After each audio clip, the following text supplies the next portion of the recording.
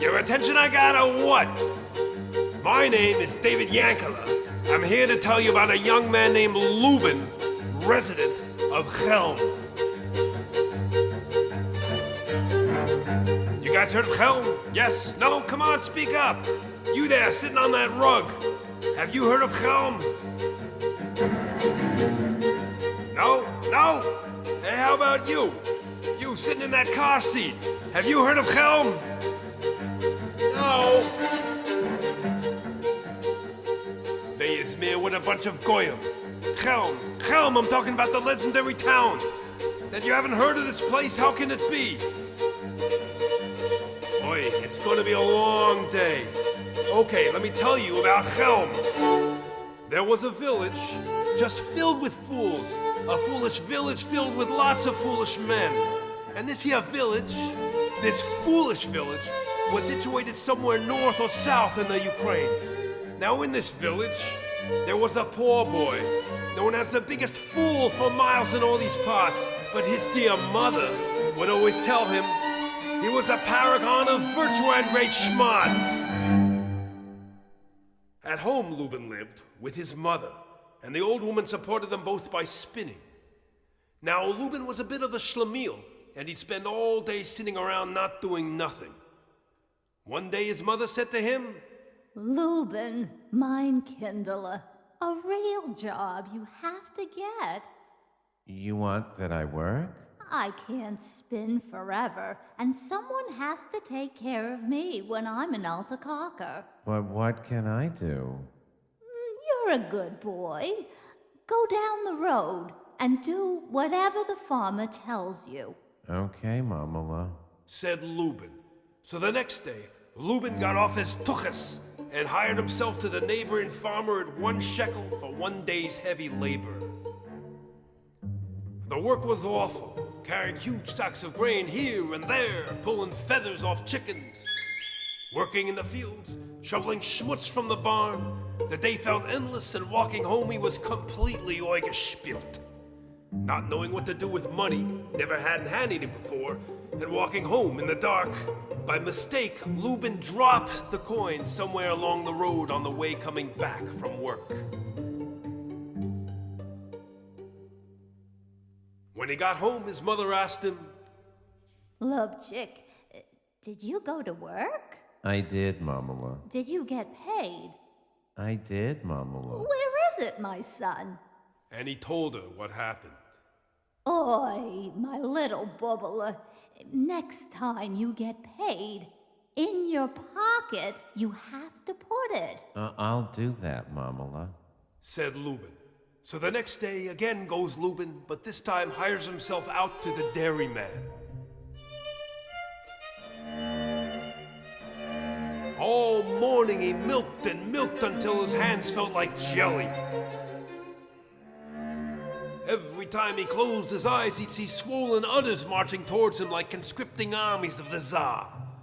Then he took the milk and churned up a batch of butter that would have fed the Israelites in the desert for 40 years. At this point, he felt like he'd been kicked in the shoulders by a horse. When he was done, the dairyman was so impressed he told Lubin to help himself to 2 huge handfuls of fresh butter. Being a good boy, Lubin remembered what his mama told him, and 2 handfuls of butter he takes and puts into his pockets. Well, it being summer, the butter started melting down his legs, over his ankles, under his toenails, and in the cracks between his toes. When he got home, you can imagine how he looked. Lubin, what is this calamity I see? Did you go to work? I did, Mamala. Did you get paid? I did, Mamala. Well, where is it, my son? And he told her what happened. Oi, my little lubchick, you've got to think. The next time you get paid, if you're given something soft, in a bucket of water, you must put it and carry it home on top of your head. Okay, Mamala. Said Lubin. Well, out goes Lubin the next day to work for the rat catcher. All day spent on hands and knees setting traps for mice and rats. By the end of the day, his knees were raw and his hands sore. The rat catcher was so impressed, he sent him home with a cat of his own. Lubin stroked the cat behind its ears, and marveling how soft and warm it was, he picked up the animal, dumped it in a bucket of water, and put it on top of his head. That cat fought like a dubik as Lubin tried to hold it in the bucket on his head. When he got home, he was wet and bleeding and covered with fur. My God, Lubin! Like this, you walk in the door? What happened? Did you go to work? I did, Mamala. Did you get paid? I did, Mamala. Well, where is it, my son? And he told her what happened. Oi, my Zizzler. The next time you get paid, hold it gently in your arms and give it a kiss every once in a while. Okay, Mamala. Said Lubin.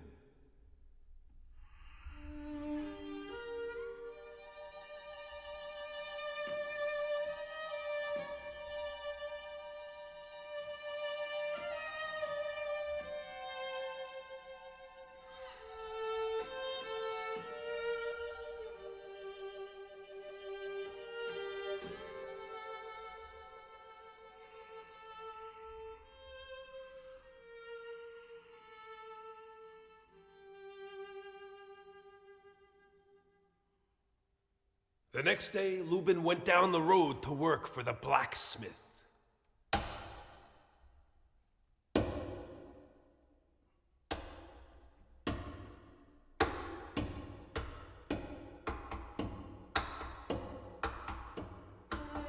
He spent all day hammering horseshoes, and he did such a fine job that the blacksmith gave him a donkey, which Lubin somehow managed to carry in his arms, the donkey braying the whole way back.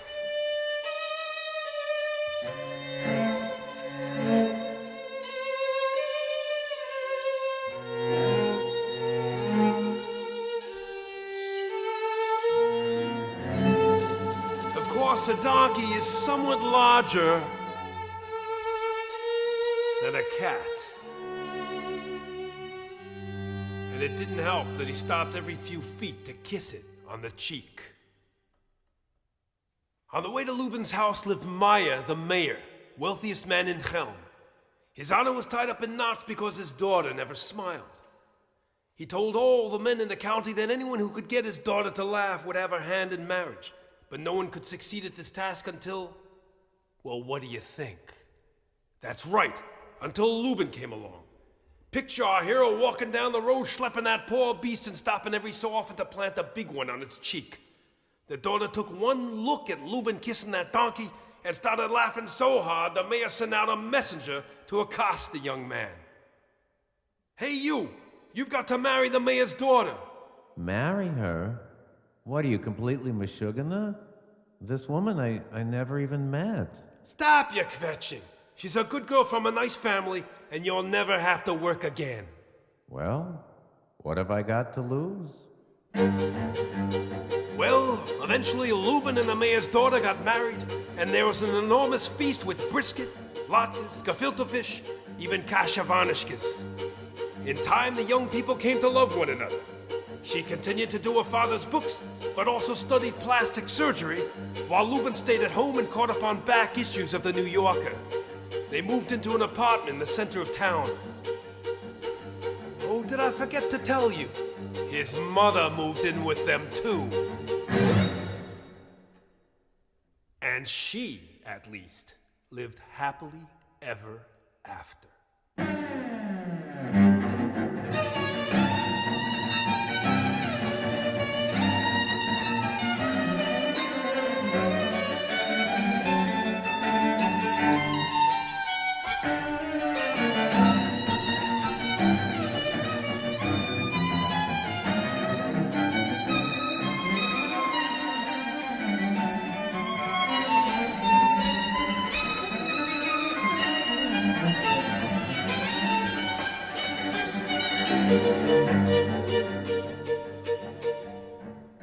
And now you've heard the story of Lubin and his wife, of dairymen and farmers, and cats and rats and mice. The moral of our story, you won't learn this in school, but happiness in marriage, you've got to play the fool!